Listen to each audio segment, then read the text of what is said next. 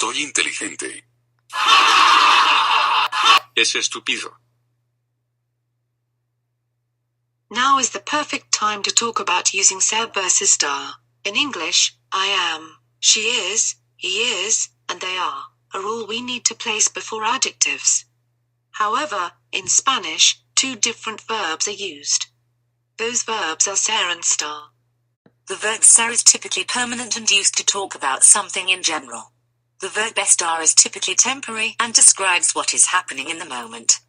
So, which is correct? There's a trick. Use the acronym DOCTOR.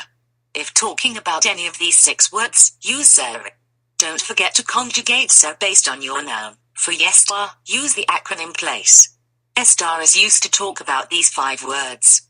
Again, don't forget to conjugate est. Let's practice. I am a doctor translates to soy una doctor, since a doctor is an occupation. We are in Charlotte translates to estamos en Charlotte because Charlotte is a location. So, it's really that simple. Not exactly. Some adjectives will have a different meaning depending on if you use ser or star. Here are some examples. Somos listos.